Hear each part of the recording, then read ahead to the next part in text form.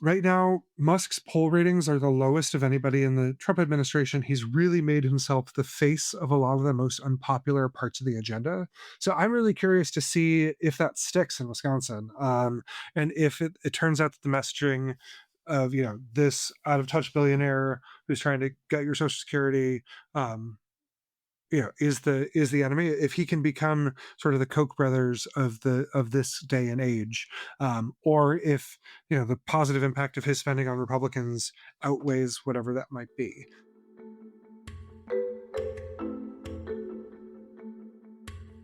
Hello, thank you for joining us, and welcome to a new episode of Power and Flower. I'm John Hagner. And I am Seth Maskett. We are a political consultant and a political scientist who are trying to understand and explain what is going on in U.S. politics, and we also care deeply about pastries. When you do the work that Seth and I do, you spend a lot of your time thinking about election years. Obviously, 2024 was a big one, and lots of us are already thinking and hoping, anticipating 2028, when we will hopefully elect a new president. Knock on wood. I think a lot of people are also focused on the midterm elections in 2026, when the entire House, a third of the Senate, and most of the governors in the country will be elected. But 2025 is also an election year. It's easy to overlook. It's not an election year for everyone, but there's a lot of interesting and important races that are going to be on the ballot this year. And while the races are lower profile, I do think there's a lot that we can learn that will give us a preview of what we might expect in the years to come. I'm glad we're doing this topic. This is something that will get a lot of coverage just at the last minute, and so I think it's good that we can talk about a little bit what to expect over the course of this year. These elections, this is really your bailiwick, John. So I would like to ask you about some of these upcoming contests, and I potentially some of the most immediately consequential of these would be the special elections for congressional seats. The current balance for in the U.S. House of Representatives is 218 Republicans to 213 Democrats. There are currently 4 vacancies. There's going to soon be a 5th vacancy when Elise Stefanik is finally confirmed as ambassador to the United Nations. So some of these elections have been scheduled, some have not.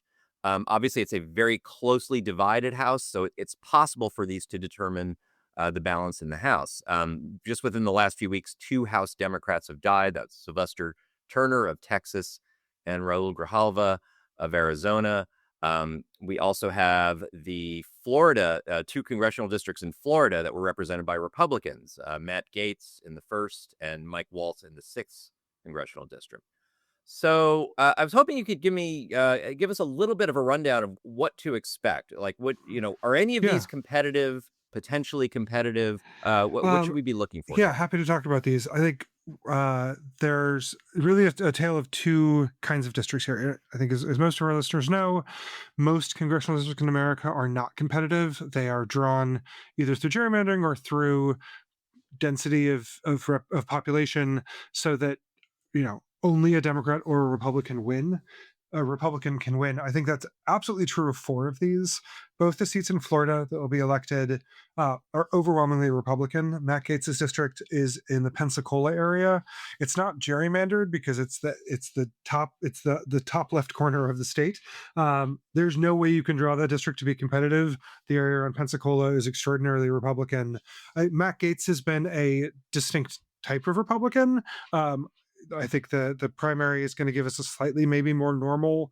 The Republican primary is going to give us maybe a slightly more normal candidate, but Republicans are going to win that easily. It's possible Democrats overperform. We've seen a trend in some of the state legislative elections of the last couple months where Democrats have dramatically overperformed. So the Democrat might make it a little bit closer, but that's a seat that is clearly Republican. The 6th district is slightly more competitive, but it's not actually competitive. Republicans are going to win that one easily. The same with the 2 Democratic members who died, Mr. Verhalva and Mr. Turner. Those seats are very, very Democratic. Turner's seat is in the center of Houston, where it's a majority African-American district. It was represented by longtime Congresswoman Sheila Jackson Lee, who died about a year ago. And then Sylvester Turner was the mayor of Houston. He got won the special election, and then he died. I do think, this has sparked a lot of conversation around, replacing one 70-year-old member who died in office with another 70-year-old member who died in office, being kind of emblematic of some of Democrats' challenges. And I think Turner was a wonderful mayor, wasn't in Congress for very long, but I do think it's going to prompt some thinking among Dems in Texas around, who can be the standard bearer to hold this district for a long time into the future. In Arizona, Mr. Grijalva was sick and had announced he was not running for re-election. So the primary wheels have already been started to turn there. I think most people expect his daughter, who is a Pima County commissioner in Tucson, will run. That's an interesting district politically because it's most of Arizona's Mexican border is in that seat, but it takes in the city of Yuma, the Hispanic parts of Tucson, and then a little bit of the South Phoenix metro area, but also lots and lots of rural Hispanic population live in that district. So Grijalva was a progressive champion. I think it's possible that you'll see sort of a more conservative wing of the Democratic Party make a run for that district, but I think all the action will be on the Dem side. I think the most interesting special election is the one that doesn't actually exist yet, which is Stefanik's seat in upstate New York. I think the reason it doesn't exist yet is because the powers that be know it's going to be the most interesting, right? Mike Johnson does not Right. want to be dealing with a vacancy right now. He needs all the votes he can get. At some point, the Senate's going to act. There'll be a vacancy. I think Kathy Hochul has sent mixed messages about when she will call that special election. I think depending on when the seat is vacant, it may be that it's not until November that they schedule a special election to fill it. I think everybody expects that will be the most interesting. And to be clear, this is a Republican seat. Trump won this district in 2020 by 16 points. I've not seen the 2024 results calculated here yet, but it probably was, given how the Northeast moved toward Trump, he probably did better in 2024. Like, this is a district that in a regular election, Republicans should win easily. But Democrats have managed in the last decade to overperform in special elections, especially in New York, pretty dramatically. And in an earlier version of this seat, Democrats picked up in a special election during my time in the DCCC. We have Dems are better at winning special elections in the current era because of as our coalition has become more college educated, more reliable voters. So it's possible that that will definitely be the most competitive of this group of five. I think Republicans will be favored, and Democrats are going to do a lot of expectation managing to if Democrats lose that seat by 5 points, that should be considered a great success. And of course, Republicans will try to spin that the other way. But everything is still to be determined there in terms of when I think the Democrats have a candidate who's been raising a lot of money and raising profile. I'm not sure exactly what the Republican process is going to look like there, but it should be interesting. Now, are there upcoming, obviously there are vacancies in state legislatures all the time. Are there upcoming elections in state legislatures we should be looking for that might tip the balance in one state or another? We just had one in Minnesota that got us back to a tie. Okay. A Democratic, a person elected as a Democrat to the Minnesota House was ruled ineligible for his seat, which gave Republicans a temporary advantage in the state House. The election was last week. Democratic candidate won easily, 70% of the vote. So now the Minnesota House has gone back to a tie. There's a power sharing agreement there. I think that's the only control shift race that we're going to see, given what's vacant right now. But there has been a strong trend of Democratic overperformance. In Iowa, in the state Senate, a Democrat actually flipped a seat that was held by a Republican that was a Trump, something like 20-point Trump district. Iowa Democrats were able to win. There has been really dramatic overperformance happening in a lot of these districts across the country, especially in the Midwest. We've had a lot of special elections in Iowa and in Minnesota where Dems have really surged. I think you'll see there'll be some special elections coming up in about a week in Pennsylvania in relatively Democratic districts, or Democratic House districts, Republican Senate districts, and then there'll be a few more as we move through the year. It used to be that the party that overperformed in state legislative special elections was very predictive of November election results. I think that trend has gotten less strong. Again, as realignment has moved a lot of reliable Democrat voters into the Democrats column, Democrats have been overperforming a lot recently, even in years that end up not being very good for the party in November. Okay. Thanks. I want to ask you about another important election that's coming up next month in early April, for the Wisconsin Supreme Court. Now, this is, even for those of us outside Wisconsin, this is one of the state Supreme Courts we probably hear most about. Yeah. It's a closely tied 4-3 split between. It's officially nonpartisan, but everyone knows who the Democrats and who the Republicans are. So tell us about the seat that's open there and what this election might look like. Yeah, for my money, this is the most interesting election in all of 2025. We're recording this on Tuesday, March 18th. Early voting started today. The election's in a couple weeks. I think it'll be really interesting because it's Wisconsin, which is obviously one of the most important swing states in the country, but also because Elon Musk has made himself really central to this race. I live in Minneapolis, where we get people buy TV to get into a corner of Wisconsin. So we're seeing ads for this. People in Wisconsin are already being overwhelmed. $60 million has been spent on this race as we record this now, with a couple weeks to go. It's going to be huge spending. Both parties know that this matters. Yeah, right now there's a 4-3 progressive majority on the court, which overturned the Republicans' abortion ban, which overturned the state's incredibly gerrymandered lines, and has made Wisconsin actually a representative democracy for the first time in almost 20 years, which is really exciting. It's wonderful when states can rejoin that club. So it's been an active 4-3 progressive majority. One of the progressive members is retiring, so this would potentially flip it back to a conservative or split, depending on how one of the conservatives is sometimes open to swinging. So depending on how you want to count it, either a 3-4 conservative or a 3-3-1 closely divided Supreme Court. Yeah, and I think that matters for people in Wisconsin because they live in Wisconsin, and the state Supreme Court affects their lives. It matters to the rest of the country, though, because as we saw after 2020, election contests end up in state Supreme Courts often. So I think the most interesting thing about this election, though, is Elon Musk has made himself central to it. He, Hmm. again, as we're recording this, has spent more than $6 million, which is about 10% of the total spending across the board. Obviously, he's supporting the conservative candidate with a lot of spending. And then the Democratic messaging has really become Elon Musk is trying to buy the Wisconsin Supreme Court. And so he's central to both sides' arguments about what's going on. Um, Right now, Musk's poll ratings are the lowest of anybody in the Trump administration. He's really made himself the face of a lot of the most unpopular parts of the agenda. So I'm really curious to see if that sticks in Wisconsin, and if it turns out that the messaging of this out of touch billionaire who's trying to get your Social Security, um, is the enemy. If he can become sort of the Koch brothers of this day and age, or if the positive impact of his spending on Republicans outweighs whatever that might be. I think that there's been a little bit of public polling here that shows Crawford, who is the Democratic aligned candidate, with a small edge.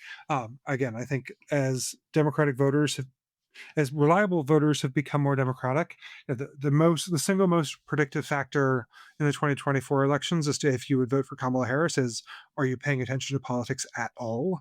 So Hmm. as we are polarizing along the lines of just simply, do you care about elections and campaigns? If so, you're a lot more likely to be a Dem.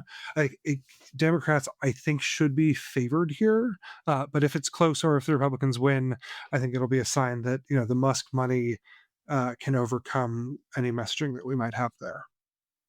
Yeah, I don't want to say state elections have become nationalized, but like here's a race for a state Supreme Court where the central issue is Elon Musk spending, and who doesn't live in Wisconsin, who doesn't work in Wisconsin, and this is just a major national issue that is obviously taking over Yeah. um, this race, and it is interesting because obviously like spending can matter, particularly in in an off year election when people are paying less attention. Spending can matter a lot more, but also the fact that it's spending from a very unpopular person nationally. Yeah. and who has done a lot to set his own reputation on fire in the last year. This is I don't know, kind of a key election. So we'll see how that goes. And it will be soon. So again, Yeah. it's the first sort of not technically D versus R, but it's D versus R Mhm. in a key swing state that we'll see. Um, we have a couple of other typically odd year elections. The state of New Jersey and the state of Virginia do their gubernatorial elections. They do their state legislative elections in odd numbered years. So we have those going on this year. Those will be in November, but of course we have primaries for those contests coming up in June. There's also going to be a primary for New York City's mayoral race in June. Um, could we go through just some of the stakes in these Yeah. states? Like in the Virginia race, you have what can be a pretty competitive governor's race. You have very narrow Democratic majorities in both the Virginia State House and the state Senate. What should we be expecting there? What should we be looking for in the Yeah. primaries and the general? Yeah, the incumbent governor of Virginia is a Republican. He's termed out. In Virginia, you can only serve one term as governor, which is crazy. Mhm. But what's off the last for about a century, most of the time, the party that wins the White House loses the Virginia governor's race the next year. There are a couple years in the previous decades where Democrats were able to hold both, but usually Virginia is thermostatic. It goes against the national environment. So uh, we've got a popular Democratic congresswoman named Abigail Spanberger on the Dem side. On the Republican side, it will probably be the lieutenant governor, Winsome Earls Seal, who is an African American woman, an immigrant from Jamaica, very, very conservative, but idiosyncratic, not necessarily a MAGA true believer. She may end up with a contested primary depending on how things shake out. I think a lot of Republicans think that she is losing right now, and there's some last minute effort to try to do a candidate switch at the top of the ticket there. Yeah, I think the policy choices that Trump and Musk are making around slashing the federal government, that has a huge impact in Virginia, which more than any other state, maybe except Maryland, is dependent on the federal government for jobs and for a lot of its prosperity. So I think you would expect to see Democrats being favored in that race for both the governor's race and in the state legislature, just based on um, how the cuts in the federal government are being played out. I think on the New Jersey side, that's a Democratic incumbent who is termed out, so there'll be an open seat. New Mhm. Jersey swung really hard toward the right in 2024. The shift between Biden and Harris, New Jersey was the largest shift of any state in the country. Republicans did much better, particularly in the urban and most dense and the most traditionally Democratic parts of New Jersey. Good. We saw a major decline. Obviously, Republicans can win the governorship in New Jersey. They have before. I think in an election with a Republican president, I think it's less likely. I think Democrats should be favored, but this race I think will be really interesting. I think the most interesting part might be the primaries, though. On the Democratic side, there are two Congress people running. Josh Gottheimer, who has been set up profile as a very centrist, business-friendly Republican, and then Mikey Sherrill, who's a mainstream Democrat. Sorry, Josh Gottheimer is a business-friendly Democrat. Mikey Sherrill is very mainstream Democrat, but then you've got a very progressive mayor of Newark, Ross Baraka. You've got the state's Education Association president, who's also a mayor, is running. You've got a progressive mayor of Jersey City, Stephen Fulop, and then a South Jersey legislative leader and traditional power broker in Steve Sweeney. So 6 very different profiles. It's the first time that a whole New Jersey primary has gone without the sort of county line system that used to give the state's Democratic establishment a ton of influence. When you go into the ballot box, you would see what candidate was the preferred choice of your county party. That system is gone. So I think it's going to be a really wide open primary. I think a lot of DC people expected that the Congress folks would sort of win this going away. But the 4 candidates who are serving in state have proven really resilient. So I don't think anybody knows what's going to happen in the primary now. But yeah, as you and I have been talking about the last couple of weeks, Democrats really need to figure out who we are and what we want and how we want to lead us, and this is going to be one of the first chances um, to for that to start to play out at the ballot box. Yeah, I mean, this is generally where we see parties fight out what they want for the future is in primaries, and this is where we're going to see some of the first of that there. Yeah, Um, I guess we should think about the one mayoral race that ever gets national attention yeah. is New York City's, and Weird it's that the of city where course half of the press corps lives gets so much yes, attention. So strange. and it's such a reliably weird set of election rules that we have. It's a ranked choice voting system. New Yorkers keep being wildly disappointed in their choices over the last several years. And it'll get a lot of attention and will be fairly annoying, I'm sure. But what should we be watching for in that? Obviously, the primary tends to be the interesting one. That's going to Yeah. be in late June. So I think what's fascinating about New York the last couple of years is a lot of the election reforms that progressives nationally have advocated for, New York City has, right? They have ranked choice voting, they have public financing, a very generous public financing scheme. It's a very diverse electorate. It's all of the things that sort of progressives or the leftmost wing of the Democratic Party has been pushing for, and yet the candidates that system nominates continue to be on the far right of the Democratic Party. Eric Adams obviously winning last time, Andrew Cuomo winning in the governorship, but also I think being the favorite in the mayor's race. And so I think what the to me the most interesting national story of this is if progressives can't win in New York City under the ideal electoral conditions, like is there going to be some reckoning on the leftmost side of the party about how appealing the message really is? And I think can folks use this as a chance to kind of go and retool and reset and figure out how do we how does the leftmost wing of the party win when it comes to this? Because as I said, right now I think the favorite is Andrew Cuomo, who obviously has 100% name recognition, has a lot of residual goodwill. Eric Adams is a dead man walking. I don't think anybody gives him much of a chance. There are several candidates representing the sort of left side of the Democratic electorate. Zoran Mondami has gotten a lot of attention, self-identified socialist. You have Brad Lander is the current city controller, has been long a favorite of the left in New York. I think it's good because it's ranked choice voting. A lot of people can say, "Oh, I like these three or these four candidates." So yeah, I think it'll be really interesting to see if people can get organized again as an alternative to Cuomo.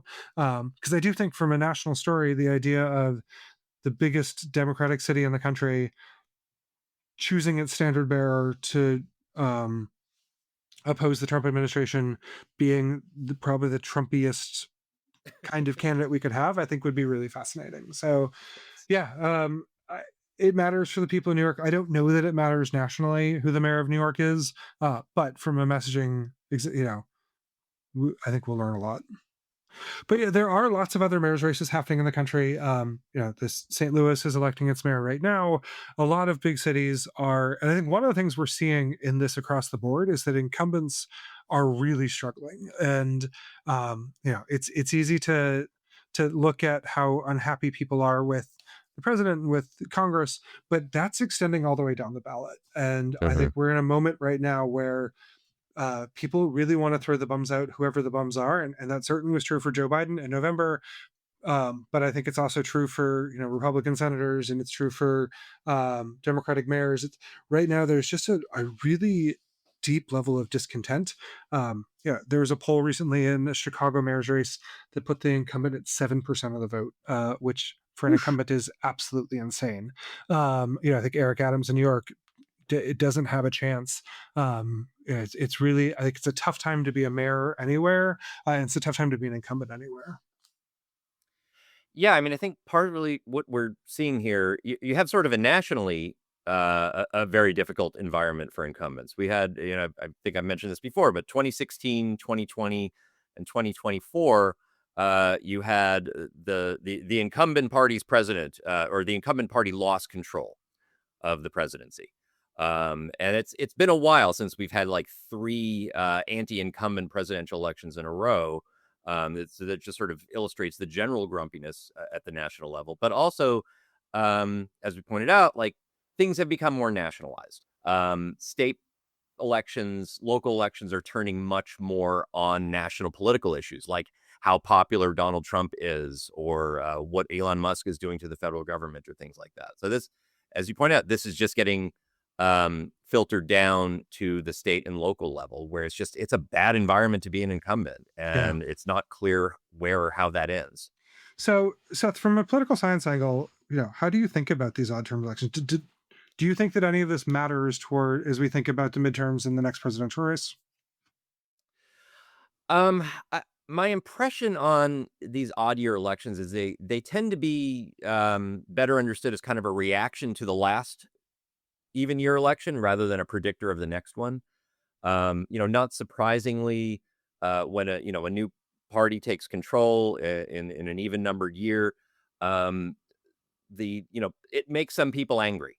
And it makes some people glad, but like anger tends to be a better motivator for turnout. So what we often see is like the out party doing better in these elections. So, it wouldn't surprise me if we have a series of very Democratic leaning elections this year, just because I think Democrats are very fired up. They're very angry at steps that the Trump administration has taken. Um, there's still possibly a lingering effect of Dobbs in elections. Obviously, we didn't see that much in the presidential election last year, but I I'm in not sure states that where I what's think that? we may. I think without Dobbs, it would have been a lot worse for Democrats. I think Possibly. that Yeah. it's hard to separate that out. Yeah, and I think particularly in states that have taken a lot of steps to, pass very strict anti-abortion laws, that we could still be seeing as a strong turnout effect that benefits Democrats this year. Um, Also, I think this is, I wanted to mention some research here by a political scientist named Sarah Anzia, put out a book a little over a decade ago called Timing and Turnout that looked at the interesting interaction of election timing. And basically, there's lots of state and local elections that are not synchronized with big national elections. And some of them, like we're seeing this year, they do them in odd numbered years. The result of that is that you get much lower turnout, simply because a lot fewer people get the message that there is an election going on. And the result of that is that you get a different sort of turnout. And in her book, she notes that like in these very local elections, and like city council elections and mayoral elections, you often see the groups that dominate those elections are those that can reliably turn their people out: labor unions, firefighters, police, and other groups like that tend to actually do much better in those sorts of local elections when the turnout is very low, when it's an odd numbered election year. So we could be seeing some of that effect, but I think it's mostly going to be, there'll be a lot of kind of reaction to whatever last year's election was. Yeah, and I think again, is that I mentioned this before, but the polarization around caring about elections is pretty unprecedented. That I think when I was coming up and learning how to do this, we thought of oddly timed electorates as being older, more sort of small C conservative, usually whiter, and that was fertile ground for Republicans in a lot Hmm. of these contests. But as the kind of person who cares about elections has become more democratic, and the kind of person who doesn't has become more Republican. I think we're in a whole new world on this, and I think it does change some of the predictive power of these contests. That you know, Hmm. if Democrats are able to win in upstate New York, I think that'd be great for Dems. I don't know that we should see that as a sign of a historic wave coming in 2026, although it might, that Right. may well happen. But the predictive power that these used to have, I think, has faded. I agree with that. Also, I would say these elections will be an interesting test of just what the Democratic Party can do right now. Obviously, we're in particularly in the last few weeks, the Democratic Party has come under a lot of criticism, particularly from other Democrats, Yeah. for being very divided, for not really having a strategy in place for how to deal with Trump, for not really knowing what it stands for or how to fight. And I maintain that in elections, you can fight something with nothing. That is, a lot of these elections are going to turn on the popularity of Donald Trump and Elon Musk, and that can be enough to help Democrats do very well. It doesn't necessarily need to be a very united party in these particular elections. So I think we'll get a test of that, particularly if, if Democrats do, have a couple of upsets in these upcoming races. That could be a real shot in the arm for them organizationally. Yeah. And yeah, I don't disagree with you. I just want to make sure that any of my clients listening to this know that we don't think any of you are nothing. But yes, No, I no, think that you're definitely something. you're definitely something. And we always have a candidate. We always have a personal story. I do think you're right that like we don't need to make the Democrat the star of the story, right? That we can have boring and competent people, boring and competent, not boring incompetent, but boring and competent people can beat chaos and confusion, even if it's more interesting and flashy. Agreed. Yeah. So let's get on to something more important, which is, of course, pastries. Ooh, You were yes. traveling this week. Tell us about what you ate while you were in New England. Well, okay. So I was up in Manchester, New Hampshire for a conference on elections at St. Anselm College, which was a wonderful one-day conference. But I got to spend some of the next day tooling around Boston's North End. Now, I would say I think I was the only person in Boston on Sunday for the Italian heritage part of it. Like everyone else was there for a St. Patrick's Day parade. They were dominating the south side of the city. Everyone was wearing green. I was there with my co-author, Julia Zari, and we were sort of wandering around the North End and trying different foods. In particular, went to a bakery called Mike's Pastry, which I'll give my daughter credit on this for pointing that out to me. I got some cannoli there. Cannoli, of course, is the plural of the term cannolo. It is a pastry that comes from Sicily. It's a shell stuffed with a sweetened ricotta cheese. They have a lot of different varieties there. I tend to go with just kind of the plain. Sometimes you can get some pistachio on it. It was excellent. That was a top 5 lifetime cannoli experience, I have Ooh. to say. How I big ate a was it? little too much. What's that? How big was the cannoli? This was a good size cannoli. I'll post a photo Yeah. of it, but this thing was a good, I don't know, 6 inches long, Because maybe I have to say, 2 I inches was never a diameter. big cannoli person, in part because they're so massive, and I really like the Yes, shell. But then you're like, this is like a pound of cheese. What am I doing here? it's a lot of Um, cheese. but a couple years ago, my sister and I were in Sicily, and which is where the homeland of these. And in Sicily, they're tiny. They're just Mhm. like little cigar shaped size. And yeah, I ate a lot of them when I was there because the filling to shell ratio gives you a lot more shell, which that's where I come down. Yes, and there are some parts of this country where you can find more the smaller cannoli. For whatever it's worth, the smaller cannoli play a key role in the film Godfather 3, which is not a good film. But Eli Wallach, I believe, is eating a box of cannoli, and like you can't do that with these kind of large cannoli. He would have, it wouldn't have taken poison or anything. He would have Yeah. simply died of a heart attack to Um, cannoli in. it feels very American that we would let the cannolis get out of hand and really Yes, and we large. would find new ways to stuff cheese into things. when Yes, I that's when I very was in yeah. pastry school in France, the harshest criticism I got was on my eclairs. The chef told me that my fingers were too large and I could only make American style eclairs, which they meant enormous, and they meant that as an insult. But I was like, "Hey, buddy, that works here." Fair. I would point out if you do go to Mike's Pastry in the North End, it is cash only. Oh. Had a very embarrassing experience there. I'd rather not get further into. You've been baking anything lately? You've Nothing had some terribly brownies you exciting. tried? Yeah, Okay. nothing terribly exciting. I made some brownies this weekend for my fiance's family had a St. Patrick's Day party. I've been trying to perfect the Serious Eats brownies recipe, which is a brown butter brownie, because like why not make it more intense? Brownies are the kind of thing like the box version is fine, but I don't aspire to fine in my baking. I aspire to more than fine. So I've made these brownies a couple times in the last month, trying to get better and better at it. It's a whipped batter, which Mm. makes it all very shiny, which I appreciated. And they were a hit, but I think at a St. Patrick's Day party, people are likely to be favorable toward whatever you make. So I think a little more refining is needed there. Hmm. Okay. Well, this has been a really helpful conversation. I appreciate your help in going through these elections and discussing pastries. And thank you all for listening. All right, talk to you soon. Take care.